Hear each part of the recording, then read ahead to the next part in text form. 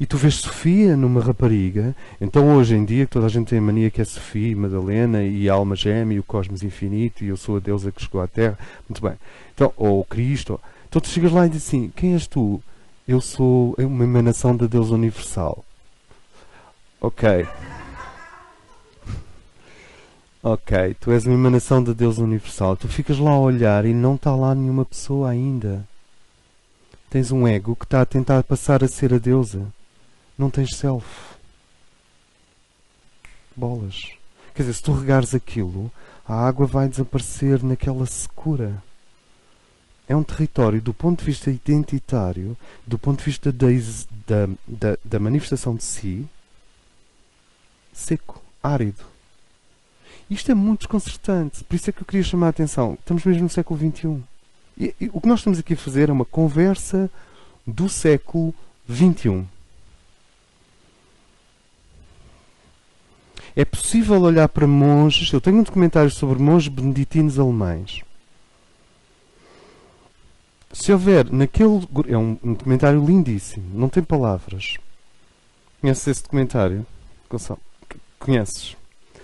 Ok, eu posso um dia estar no armazém, mas um dia vamos ter isso aqui para projetar e ver.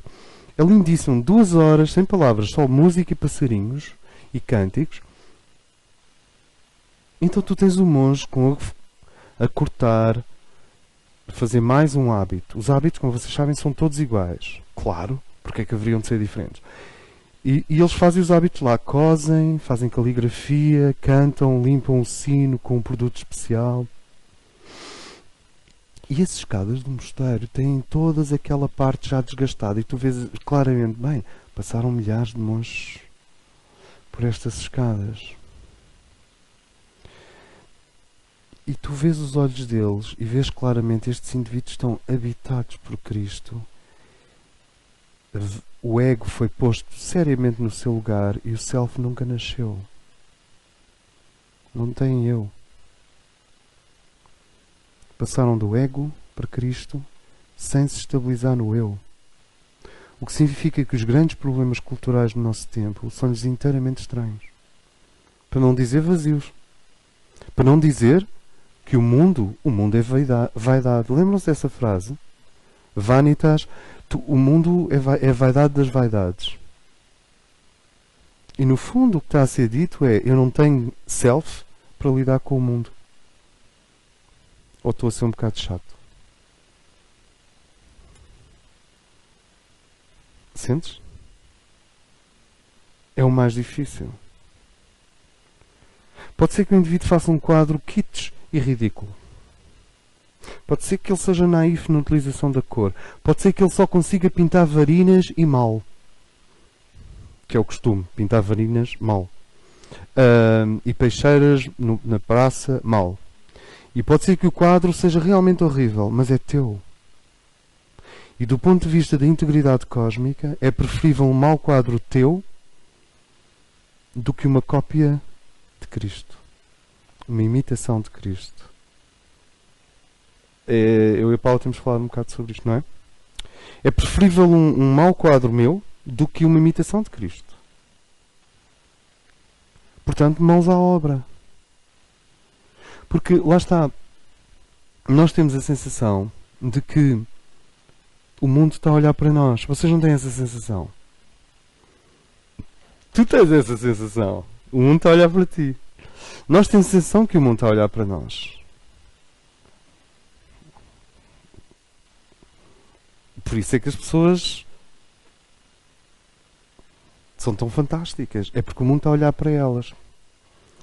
E, portanto, toda a gente tem que ser fantástico.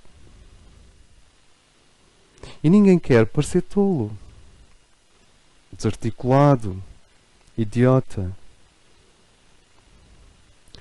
Mas os dias tolos passados no self, do ponto de vista da missa cósmica, são mais reais do que dias geniais e fantásticos, extraordinários, passados na imitação social, ou na imitação cultural, ou na imitação de identidade.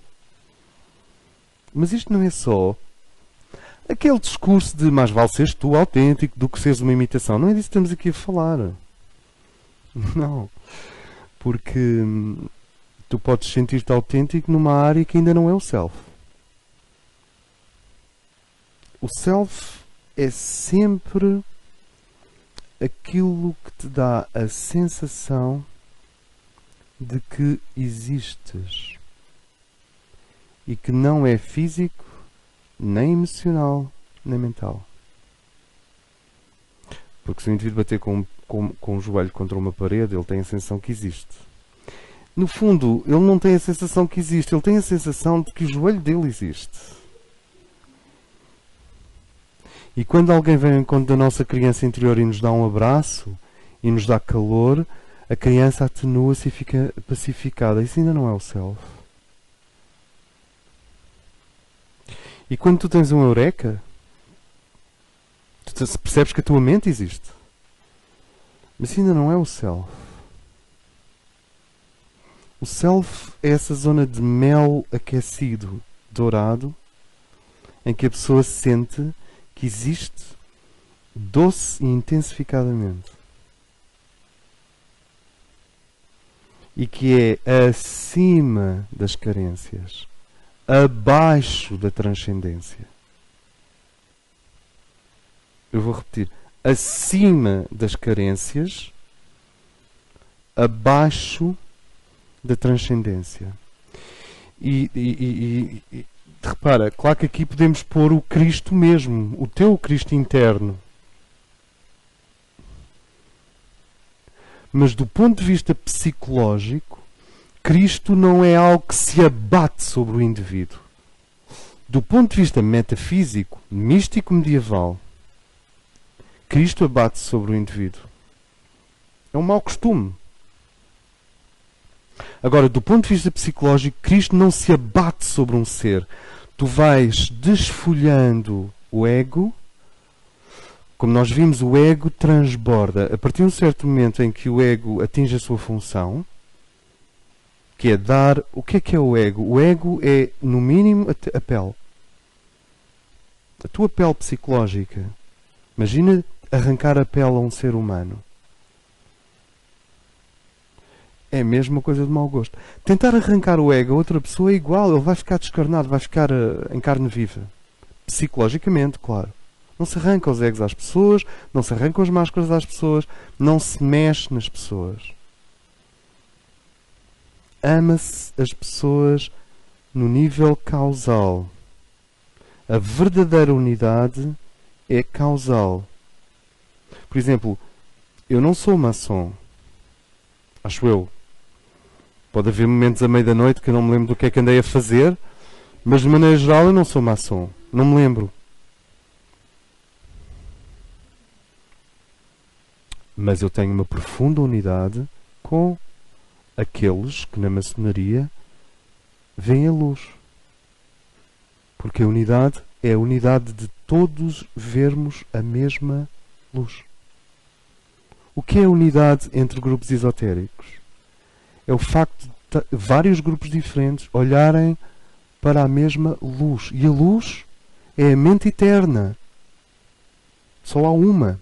Não há 5 luzes. Não há 22 luzes. Não há 15 luzes. Todos veem a mesma luz. Como é que vemos? Com os olhos internos. Quais? No causal.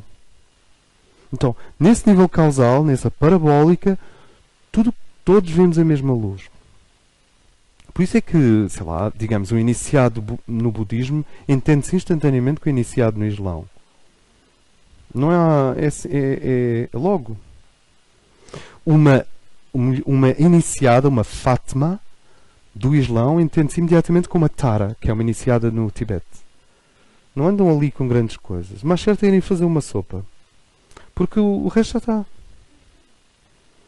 Então tu tens esta noção de que um núcleo vai-se abrindo, vai-se desfolhando.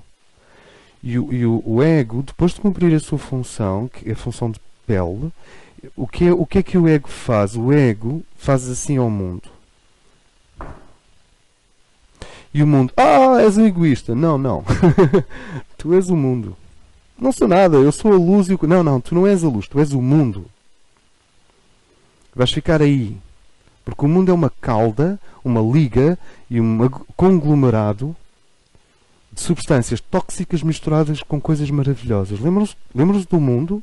O mundo é, ao lado do maravilhoso está o tóxico, ao lado do tóxico está ainda mais maravilhoso. É confuso? Então o que o ego faz é stop, porque ele tem que proteger estes 3 núcleos sagrados. O pensador, a criança interior e o eu básico precisam de ser protegidos, meus irmãos. E quem os protege antes da chegada do Senhor é o ego.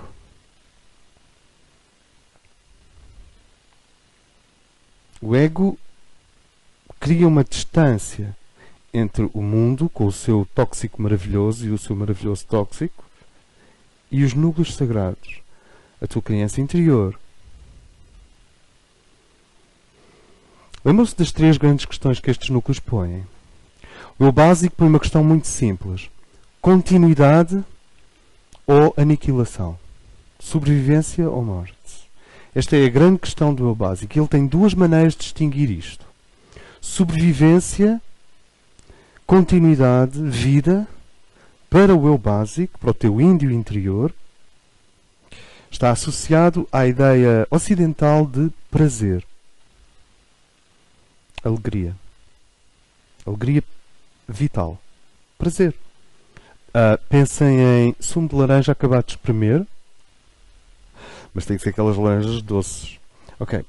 O eu básico faz uma pergunta muito simples: vou continuar a existir ou não? Prazer significa continuidade da existência. Dor física significa morte. Então ele aproxima-se do prazer e afasta-se da dor. Ele aproxima-se da alegria vital e afasta-se da depressão físico-vital. Ele quer viver. O teu eu básico, este é um ponto. O outro ponto, criança interior, lembram-se, faz uma pergunta muito simples: gostas de mim ou não gostas de mim? Queres brincar comigo? Ou pronto, eu sou um bocado feio, tenho o nariz torto. A criança interior faz perguntas tão simples: gostas de mim? Vamos brincar? Claro, começa com os pais, começa com os irmãos, começa no jardim de infância. Principalmente começa com a mãe. Então, há complexos de direito a existir ou não direito a existir que atingem o eu básico. E há complexos de superioridade, inferioridade, complexo materno, complexo paterno, complexo de Eletra, complexo de Édipo, que atingem a relação entre a criança interior, a mãe e o pai. Vocês sabem que os problemas freudianos nunca atingem o eu consciente, nem o eu superior, nem o self. Atingem a criança interior. Só a criança interior é que pode ser ferida pelo pai e pela mãe. Não é com certeza nem o teu ego, nem o self, nem é a criança interior. Daí se falar em subconsciente. E finalmente, o problema da inteligência, do mapa, do território. O meu mapa corresponde à realidade ou o meu mapa é uma fantasia? É a grande questão do pensador. Ele está em busca de uma superobjetividade. Ou seja, da linguagem perfeita. Linguagem perfeita, afeto perfeito, saúde perfeita. São as raízes. E estas 3 raízes, física, emocional e mental, convergem e são dirigidas pelo ego. E o que o ego faz é manter o mundo à distância, como um esgrimista. Como, sabes, como se ele tivesse uma espada, ele dissesse: ei, mundo, ficas aí porque eu estou a tratar aqui de uns assuntos. E isso dá tempo à criança,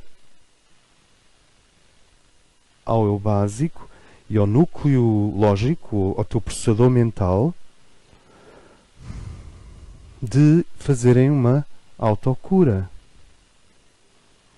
Claro, quanto mais ferido tiver a criança interior, por exemplo, mais o ego tem que se fortalecer. Então o que é que são egos poderosos? Chamado... E egos em excesso? Chamado porco-espinho.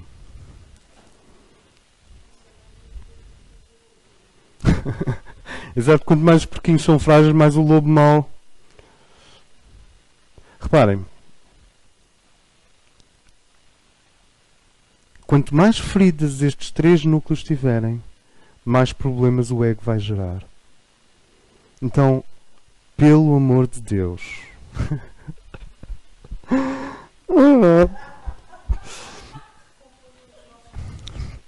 pelo amor de Deus, egos fortes, uma vez que vocês são basicamente curadores sociais, egos fortes, egos disfuncionais, pessoas narcísicas, vaidade, orgulho, todas essas coisas significam sempre, inapelavelmente, dor.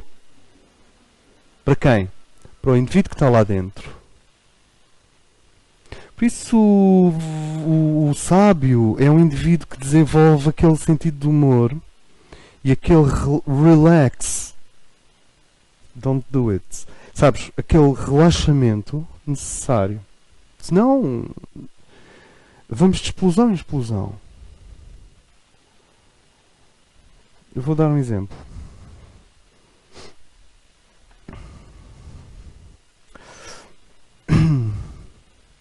Mas antes disso, o ego coordena estes 3. Quanto mais problemas há aqui, mais o ego precisa de tempo. Nós podemos dizer, mas então a energia inefável do ser interno não pode ir diretamente produzir uma cura? Pode, mas isso não significa que o ego não continue a sua função como proteção. Só que ele é um coordenador, um piloto e um protetor. E muitas vezes, quando o outro quer entrar em ti e usar a tua energia, ele começa com o discurso do teu ego. Porque o teu ego não deixa, porque tu és muito... E não saímos dali. É muito importante perceber que quando alguém aparece a falar de ego, de orgulho e de vaidade, geralmente foi ele que introduziu os termos, não foste tu. Estás ali quieto.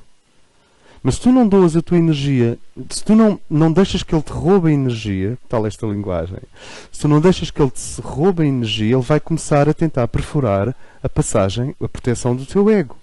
E para isso ele vai usar termos como tu és muito orgulhoso, és muito vaidoso, és muito não sei o quê, e ficamos naquilo, porque ele quer a tua energia. Ele não está a saber dançar contigo. Ele não está a saber fluir contigo. Ele quer a tua energia. Quando alguém exige a tua energia e tu não dás, quase certeza que o discurso do ego vem ao de cima. Qual discurso do ego? O outro vai começar a falar do teu ego.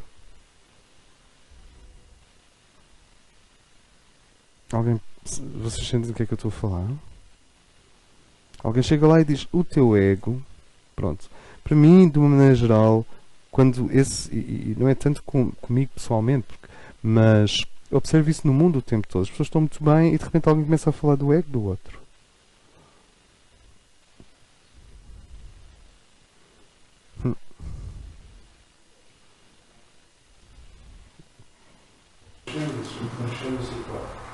Começa a falar numa linguagem mais diferente, mais elevada, então está sempre a falar no ego.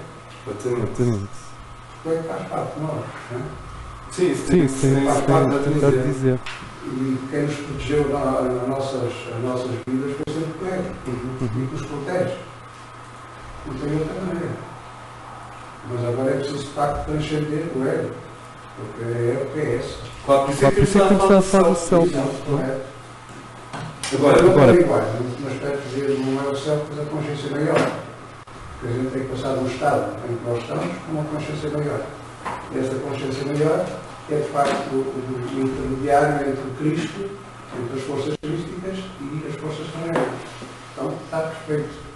Eu disse self tudo bem. Mas é um estado de consciência maior.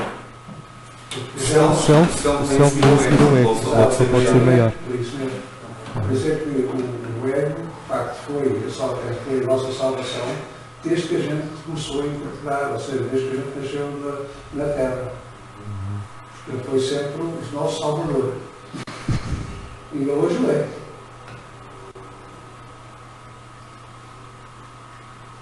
A relação dele é mesmo essa. Perdão, às vezes tem uma questão é que quando se fala de transcendência do ego, parece que há uma transcendência não tem conclusão. Não há aqui a transcendência do ego, não é que continua sempre, porque isso faz parte de nós.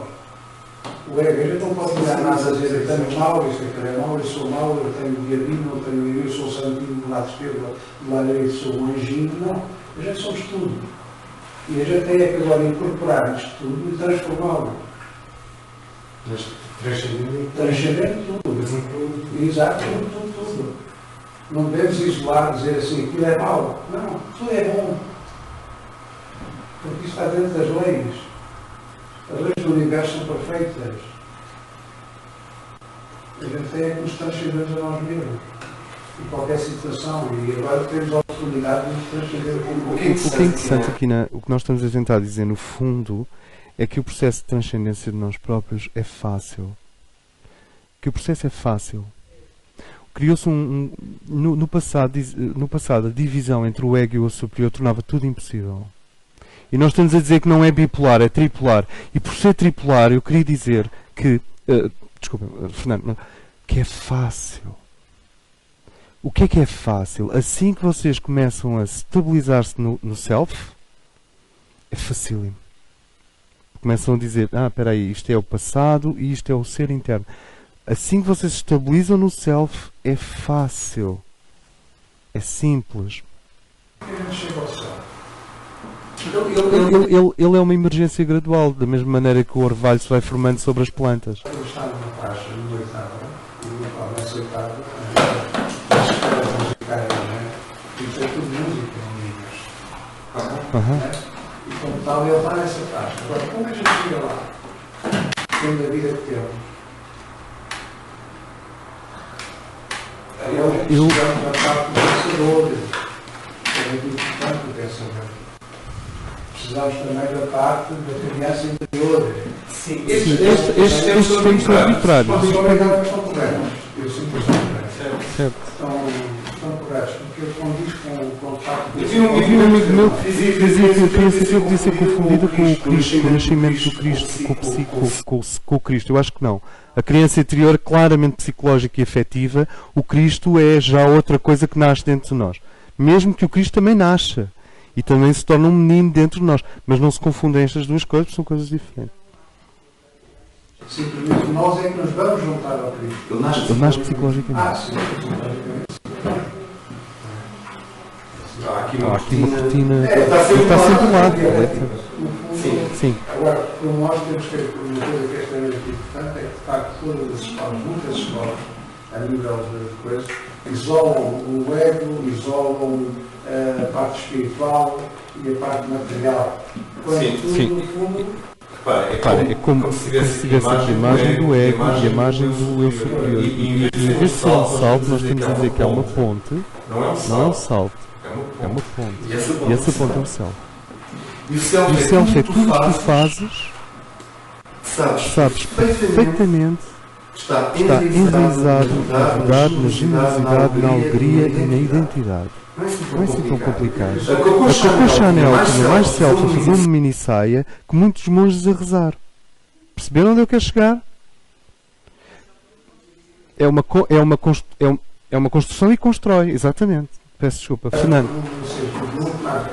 Talvez um pouco mais simples. Hoje, atualmente, uma das coisas fundamentais para qualquer ser humano se quisesse desenvolver é ser transparente. Ele tem que ser transparente. Tem que ser honesto a si próprio. Porque é extremamente importante esta honestidade. Porque a gente muitas vezes fala nas coisas, mas pôr na prática é extremamente difícil. E nós temos que viver a prática. Hoje, a espiritualidade, se queremos transcender. Isso é muito assim. E agora falta outra palavra. Transparência é muito o equivalente superior àquilo que é também sinceridade. A sinceridade.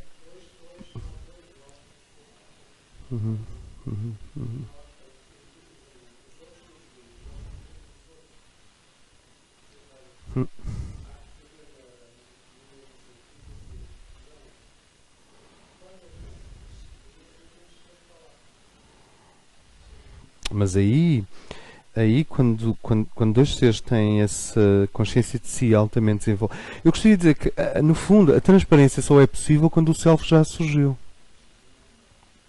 Porque antes disso nós estamos à defesa eu chamaria misticismo à conexão com o eu superior sem uma plena consciência de si. O que nós, misticismo no sentido de saltar para um nível superior sem uma plena consciência de si. A transcendência de si. Exato. Só que se o indivíduo salta do ego para o eu superior sem parar no self, eu conheço monges, já falei com monges, eles não sabem quem são. Não sabem. Eu já falei Eu olho para eles não sabem quem são. Eu olho para eles e não vejo nada. Não fala nada. Fala nada. Mas têm altos contactos. E são E são reais, eles não estão a assinar. Os contactos que tenho, aquilo é como se a gente construísse um castelo, todos os nossos problemas que nós temos, nos pusemos dentro do castelo, e agora vamos fechar o castelo e vamos viver só a espiritualidade. É a mesma coisa. Sim, então, quer dizer, aquilo está fechado, mas não está lá nada. Porque a gente tem que viver uma coisa e outra. A gente tem que transcendermos aquilo que nós temos dificuldade em transcender.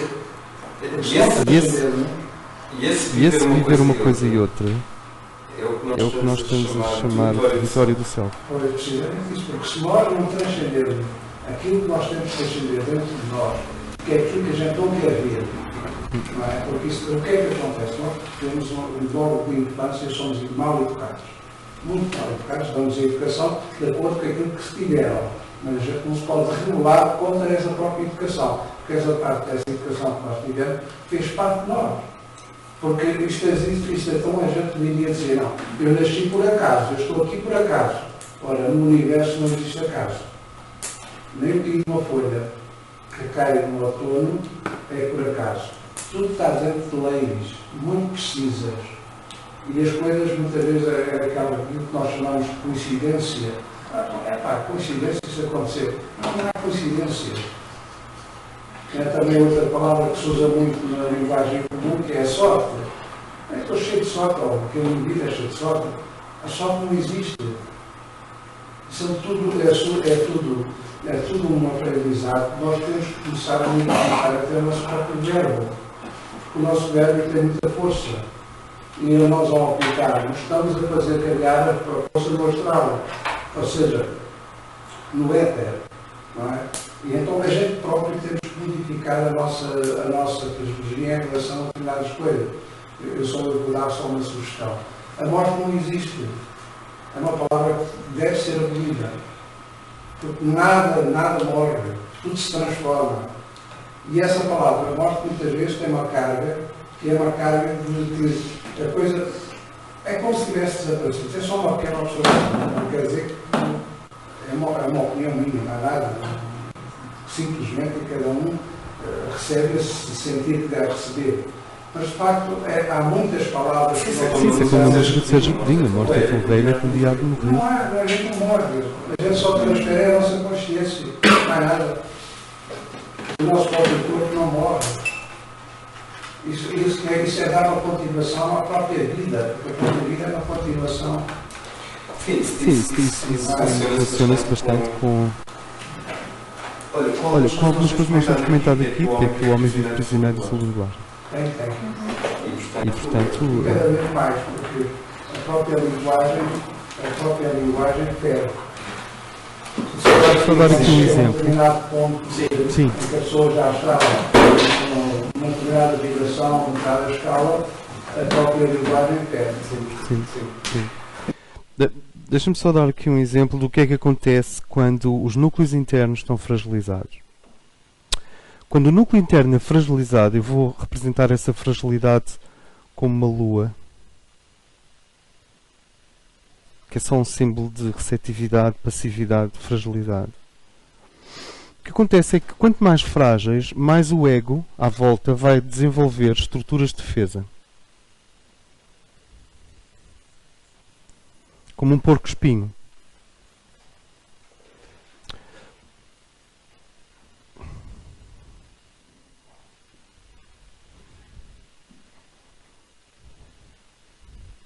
Ok, então vocês têm um núcleo frágil. Se o núcleo for frágil, isto provavelmente irá acontecer no exterior. É uma lua com um porco-espinho à volta. O que acontece é que a resistência dos núcleos subdiafragmáticos que dão a base do equilíbrio psicológico e emocional foi seriamente afetada. Quanto mais a pessoa foi afetada, mais poderosa ela aparece à superfície. Nós vemos isso em ditadores, chefes de Estados, generais, para não falar no Sylvester Stallone, que é basicamente disso que eu estou aqui a falar. Isto é o Sylvester Stallone. Eu estou a dar exemplos concretos porque ajuda, mas vocês sentem? Esta agressividade à superfície, portanto, virada para fora, normalmente revela um núcleo frágil. Não se chega a uma pessoa destas, e não se chega a uma pessoa destas, deixa-me só pôr mais uns espinhos. Não se chega a uma pessoa destas, e diz assim: querido, querida, podes baixar as tuas defesas, porque eu sinto a tua dor dentro de ti. Porque se o outro for mesmo frágil, só vais irritá-lo. Para ele confiar em ti, ele já tinha que ter feito um pouquinho de ouro aqui, de sol. Eu conheço pessoas que chegam ao pé dos outros e de uma forma frontal, agressiva e primária tentam desmontar isto. Não sabem relaxar perante o sofrimento dos outros. Assim que veem o outro a sofrer, tentam consertá-lo, como se estivessem a consertar um frigorífico. As pessoas não são frigoríficos. Nós não somos técnicos. Claro que se uma pessoa se tu tens este fenómeno, lua, porco, espinho, sabem do que é que eu estou a falar? Se vocês têm este fenómeno, e se ele está à vossa frente, claro, é assim, eu pessoalmente não conheço ninguém nesta sala que tenha isto, nesta fase. Porque, como vocês imaginam, à medida que o céu se vai vindo ao de cima, isto derrete. Isto derrete como se fosse cera. Mas, de uma maneira geral, no mundo é possível, está em toda a parte.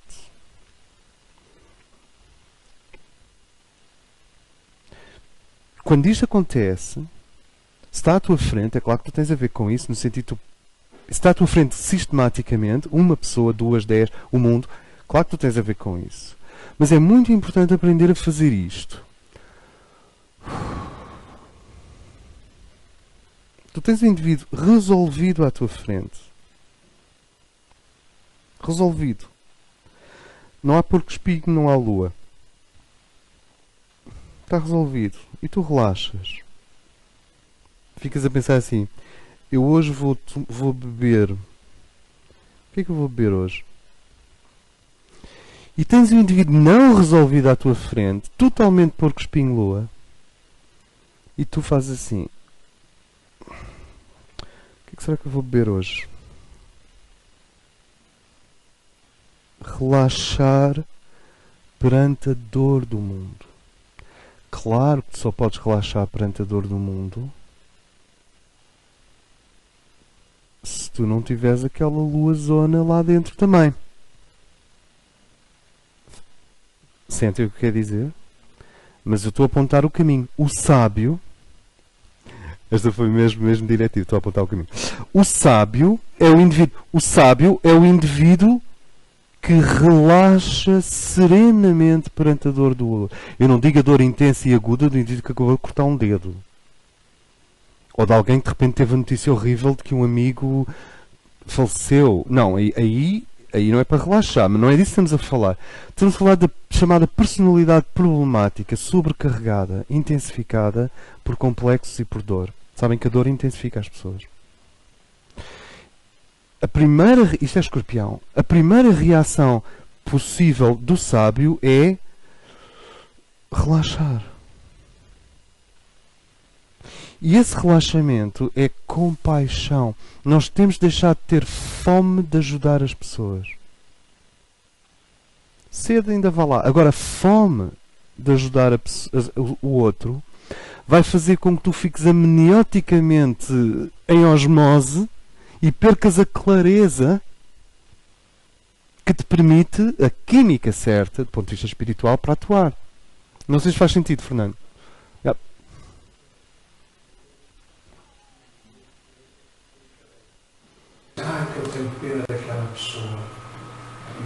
quando ouço esta palavra pena, digo assim, mas quem tem pena? Os patos, as gansos, as galinhas, essas é que têm pena. Pena vem de Ísis. Porque pena vem de Ísis, porque Ísis no final do julgamento dos mortos no Egito, quando era muito parecido, Ísis dizia, ela punha uma pena na balança para que a pessoa fosse para o céu. Era a única pena que Ísis era. Ter pena significava o que é que ela vai para o céu, apesar disto estar. Ok, mas peço. Foi um pai que me ensinou. A gente utiliza essa palavra com pena como se nós fôssemos melhor que ele. Sim. E eu digo assim, eu não tenho pena de ninguém. Tenho. Mas tenho compaixão de toda a gente. Esta é a minha maneira de... Daí temos falado de compaixão, ótimo. O que é a compaixão? A compaixão traduz por um enorme relaxamento perante a dor do mundo. O ser compassivo sabe, sente, tem consciência. Só que a posição dele, do ponto de vista de firmeza, é muito bem conseguida. Estruturada. O compassivo está perante a dor do mundo de uma maneira. Sabem como é na esgrima? A esgrima não é só espada, a esgrima é pernas. E o boxe também. As pernas são muito importantes. A compaixão dá-te essa. Tens esta perna atrás, passa. A dor do mundo. Ok. Então, vem ela. E portanto, tu não ficas impressionado com os espinhos à volta. Qual é o problema? Se o outro tem uma série de espinhos, é porque ele tem esta lua lá dentro. Qual é o outro estado? Qual é o estado do sábio? É o inverso. O sábio tem tanta força dentro dele, que eu vou representar como um sol yang, com aquilo que já não são espinhos, mas são raios de luz, mas são comparáveis a espinhos, no sentido em que são uma força criadora interna, e, portanto, a personalidade dele à volta é toda feita de lua.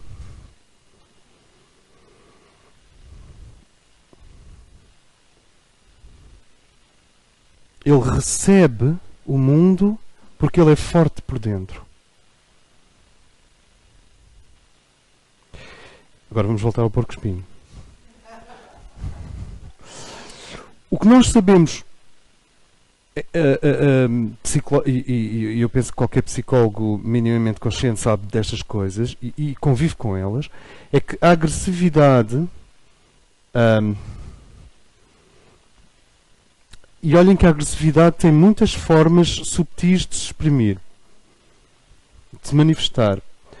Revela então esta lua. E essa agressividade muitas vezes transforma-se em incapacidade de dirigir, de ser líder. E o que é um líder? Um líder é um indivíduo que aceita a sua responsabilidade no universo sem a passar para ninguém. É isto, a escola da vontade é a escola da responsabilidade. E um dia o cosmos dá-te uma responsabilidade. Não se vai ter com um líder espiritual e se pergunta, mas o que é que você está aí a fazer? Não. Tu tens de perceber se aquilo é uma coisa que ele inventou artificialmente ou se o cosmos está a fazer descer sobre aquela mulher ou aquele homem uma responsabilidade. Se ele afastar essa responsabilidade enorme daquelas humildades de trazer por casa, o cosmos vai-lhe atirar com responsabilidade com mais força ainda daí a 1 ano ou 2 ou 3 ou 10 ou numa vida a seguir. É o seu caso, Fernando. Tu não podes anular as tuas responsabilidades. E se forem espirituais, não adianta brincar à humildade. É a pior coisa que existe à face da Terra, porque é tóxica. A humildade não serve para essas coisas. Então, vamos falar de liderança. Não. Mas assim como o indivíduo que é um autêntico líder, se tiver este problema, não consegue assumir a sua liderança, como vocês imaginam, porque como é que tu vais ser um líder com estes espinhos todos virados para fora? As pessoas vão fugir. O contrário também é verdade. Não te deixas liderar. Peço desculpa. O líder? O próprio líder. Podes. O ideal é que não seja. Mas ele disse também que tem como autotransformação que ele tem que passar. Mais uns espinhos. A autotransformação que ele tem que passar. passar. Claro. E se ele é assim e é forte, ele também tem capacidade para se auto-transformar. A vida está a começar por ser assim, com certeza. Na altura da vida dele. Sim. Onde eu quero chegar com isto tudo, por isso é que eu fiz este exemplo, nós vamos passar mais... Isto tem muito a ver com a astrologia, com a dialética entre Plutão e a Lua. E quem tem Plutão-Lua sente isto. Agora, o que acontece é que o self, o eu, é tão lindo, porque o eu vai banhar de segurança existencial, de generosidade emocional, de resistência psicológica, de poder psíquico, esta estrutura. Vocês sentem que há aqui uma radicalização. O miolo é muito frágil e o indivíduo desenvolve uma camada paramilitar à volta dele para proteger a fragilidade. Digamos, o Darth Vader protege a princesa. Então, vocês observem Motar. O que é interessante nos Motares? Nada.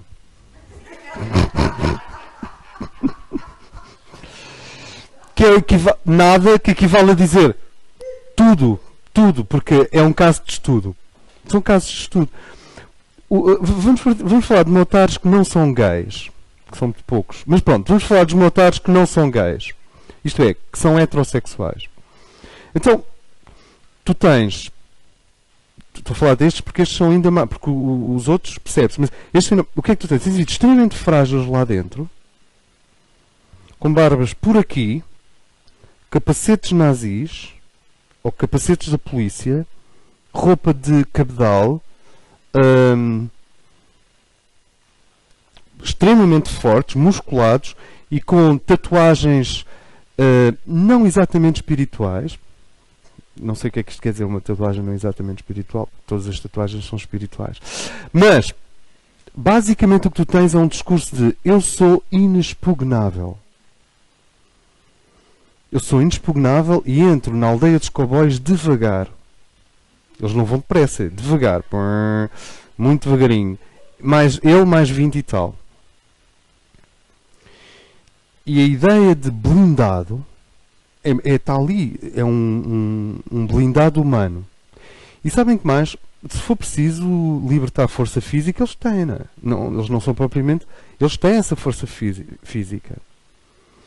O que é interessante é que se tu relaxas e entras na atitude de receptividade, ou seja, a atitude do sábio seria o sol está no centro, digamos, os espinhos estão dentro, e à volta o que é que o sábio teria? Receptividade, lua. Se tu não te deixas impressionar pelo blindado, ou seja, se tu te sentas e tens aquele blindado e fazes...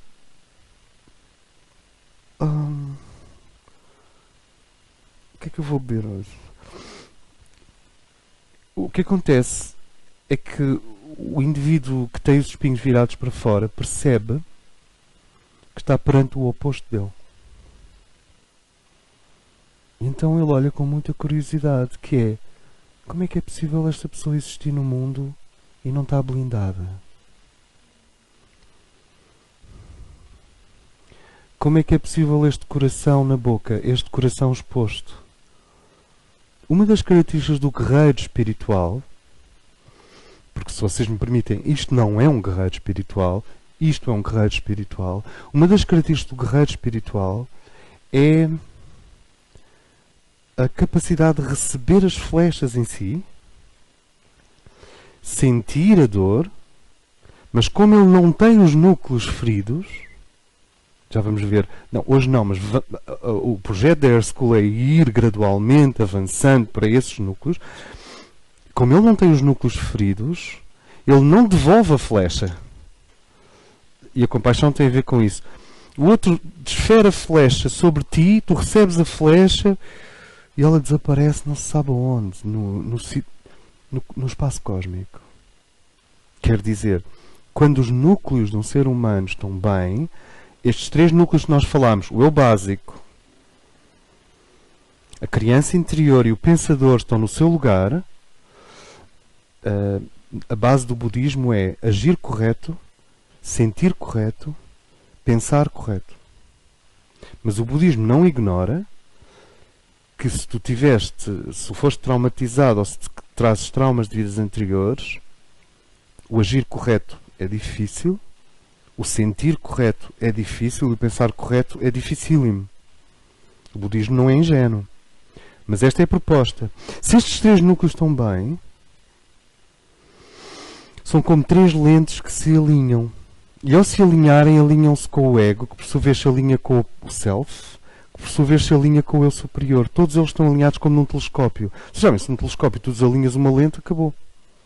Todos eles estão alinhados. Então a flecha do Motard entra em ti, e há Motards queridíssimos, aliás, são todos uns queridos. Mas pronto, a flecha entra, tchá, e atravessa-te assim, pelas lentes, até atingir a tua mónada. E quando a flecha chega à tua mónada, faz assim. É como um meteorito a entrar na Terra. É incandescente. Imagina uma nave entrar no Sol, coitadinha da nave. Imagina uma bomba atómica lançada para o Sol. Não quer dizer nada. Bem, eu não faria, mas sentem. Então vamos visualizar isto. Porque isto tem tudo a ver com a iminência da cura da humanidade, que é uma coisa hoje necessária, e com a importância, aquilo que contemporiza não só a Air School, como muitas outras escolas no mundo que estão a nascer, e que tem a ver com o problema do self. Como é que se pode pedir a um ser que seja livre se não se lhe diz que a liberdade, mais que um direito, é um núcleo psicológico indispensável? A liberdade não é um direito, é um núcleo psicológico indispensável. E é a radiação do self. O self irradia liberdade para depois o Cristo irradiar libertação. Lembram-se? Liberdade, libertação, 2/8. A tentativa mística medieval é pegar indivíduos presos e libertá-los. Não pode libertá-los. Primeiro tem que criar a liberdade. O misticismo medieval tentou pegar em indivíduos prisioneiros. Prisioneiros de quê? Não sei, aquilo é uma amálgama. Venha ao diabo e escolha. Tentou pegar em indivíduos prisioneiros e catapultá-los para a libertação em Cristo, sem passarem pela fase da liberdade.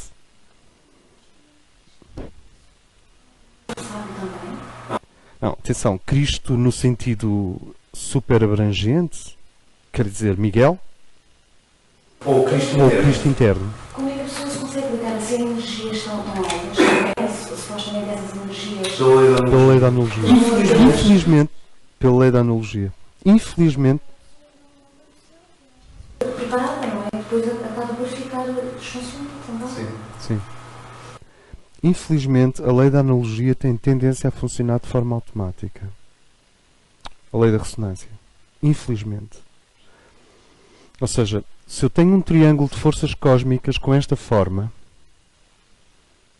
imenso, por exemplo, 3 constelações. Constelações, um triângulo de forças cósmicas. E se eu no meu jardim desenhar o mesmo triângulo pequenino, exatamente matematicamente os mesmos ângulos, as mesmas distâncias, e ainda tiver o desplante de pôr aqui um cristal, aqui um cristal, aqui um cristal, e depois fizer uma invocação que ative este triângulo, o que vai acontecer, chama-se magia, lei da analogia, o que vai acontecer é que as energias macrocósmicas vão começar a bombardear o meu pobre jardim, e eu estou lá psicologicamente despreparado no meio do triângulo, todo contente, e no momento em que eu digo, ei, isto funciona, levo uma descarga e vou para o hospital. Percebem o que eu quero dizer? Ou seja, infelizmente, a lei da analogia tende a funcionar de forma automática. Tu estás a perguntar é porque é que os deuses não vetam isto. Não sei.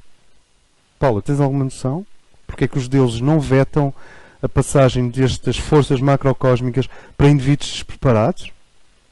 Porque o que ela está a dizer é muito importante. Ela está a dizer como é que os Cristos, as energias superiores, permitem todos os fenómenos querem mais. Tu tens uma igreja inteira que fala em nome de Cristo e que às vezes canaliza energia crística, e na sala ao lado estão a acontecer coisas que eu não diria que são energia crística. Na mesma sala, no mesmo edifício.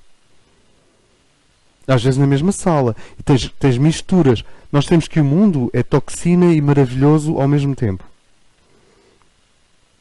E não vamos tentar separar a toxina do maravilhoso assim, instantaneamente. Vamos primeiro olhá-las bem. E a igreja e o mundo são muito parecidas. Quem diz a igreja diz todo este universo em que é possível indivíduos preparados fazerem contato com energias muito altas, até pelo próprio desespero da existência. Repara, o monasticismo no Mediterrâneo, nomeadamente o Monte Athos, na Grécia, ortodoxo grego, nasceu do desespero e da amargura dos seres humanos, nomeadamente homens, perante a sua incapacidade de lidar com a força do mundo e do desejo e da doença e da velhice. Melhor morrer enquanto sou novo, porque quando ficar velhinho já nem dou por isso, não sei se me faço entender, do que tentar viver e depois conscientemente ir renunciando a cada etapa da vida para que uma nova etapa se manifeste. Então o que acontece? Obviamente, se uma série de indivíduos que não são exatamente idiotas se entregam ao cosmos superior, eles estão a criar, na sua estrutura psíquica, um triângulo que está em analogia com os deuses. E a energia dos deuses acaba por aparecer dentro deles, sem que eles estejam psicologicamente preparados. Paula? Eu acho que neste processo de crescimento do ser humano, quando um indivíduo quer, todos nós queremos, não é? Compreender qual é o caminho certo para cada um. Então há a questão da livre escolha e do livre-arbítrio e das decisões em consciência. Quando o indivíduo sabe que é imaturo no nível e começa a fazer invocações de determinada natureza, Isso passa-se bastante. a busca é de poder, não é a resolução dos seus problemas. Portanto, para mim há um núcleo de poder dentro do indivíduo que parte do ego, que é natural, todos nós temos, que mistura a necessidade de obter do ego, de obter poder, com a necessidade de autocura. E isso está confuso no indivíduo, não está claro. Então é como se houvesse uma mistura entre a necessidade urgente de resolver a existência, porque o valor da vida é a existência do indivíduo comum. Portanto, ele busca a felicidade, muita felicidade na existência. E esquece que nós temos 3 níveis de consciência, que é a consciência da existência, a consciência da essência e a consciência do espírito. Portanto, há aqui uma discrepância entre o sofrimento na existência, que nós queremos ver resolvido, Dá experiência. mas a existência é a experiência, não é? Sim. Portanto, é a consciência quando se faz a experiência na existência, que se que essa consciência vem do espírito e é transportada para a essência e da essência para a existência, ou se nós julgarmos todos, pobres e infelizes, que temos consciência na mera existência e como invocação resolvemos as coisas, isso não é crescimento pessoal.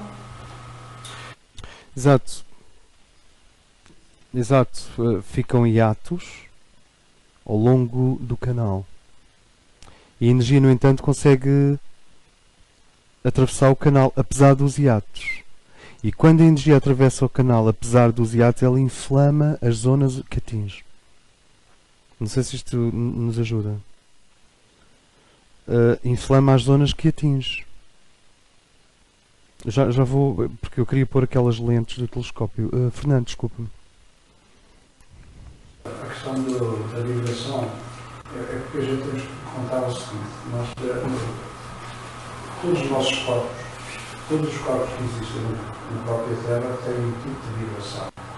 Este tipo de vibração tem uma determinada escala. Ora, isso aí a gente podia dizer que era o acaso que aconteceu daquela pessoa ter feito aquilo. Não pode existir acaso. Essa pessoa, mesmo que esteja despreparada, a gente não sabe o que é que se passou nas vidas passadas para eu poder fazer aquilo. Sim, pode Sim, ter uma latência potencial. Não existe acaso. Se aquela pessoa sofreu um determinado defeito, sofreu determinada coisa que ele fez, é porque ele tinha que passar por isso. Porque isto tem a ver, a gente muitas vezes acontecem-nos coisas na nossa vida, nós não temos explicação. Não é? Muitas coisas que nos acontecem, às vezes a gente pensa uma coisa qualquer e é tudo ao contrário. E a gente diz assim, mas porquê que acontece isto? Eu não fiz nada para que isso acontecesse e estava a acontecer. Bom, aí é que está o problema. Esta vida é a ponta do iceberg. Exato. O que é que nós temos que fazer?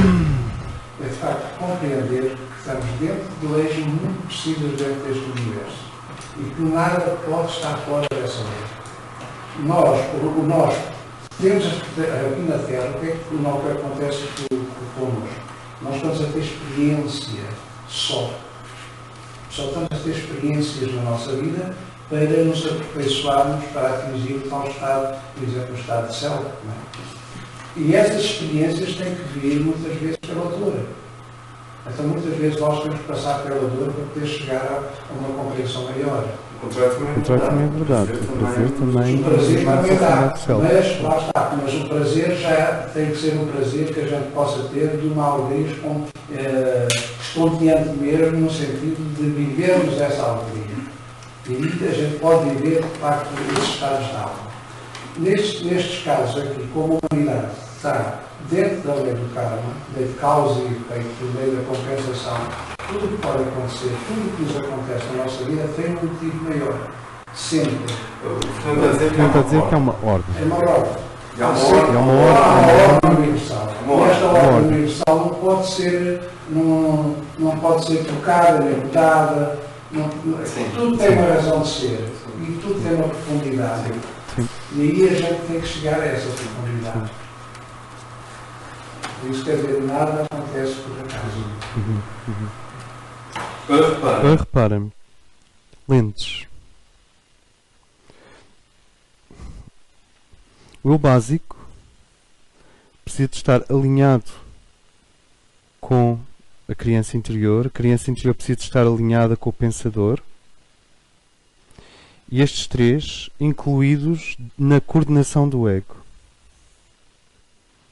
Depois, este conjunto precisa de estar alinhado com o Self, e o Self precisa de estar alinhado com o Cristo.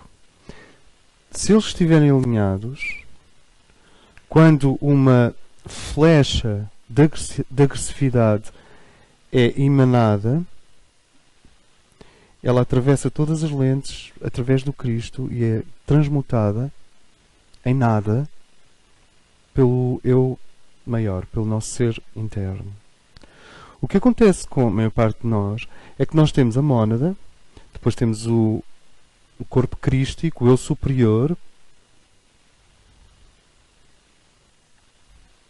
depois temos o pensador, a criança interior e o eu básico, 2, 3, 4, 5, 6. O que acontece, muitas vezes, é que, obviamente, se um destes está ferido, ele está desalinhado.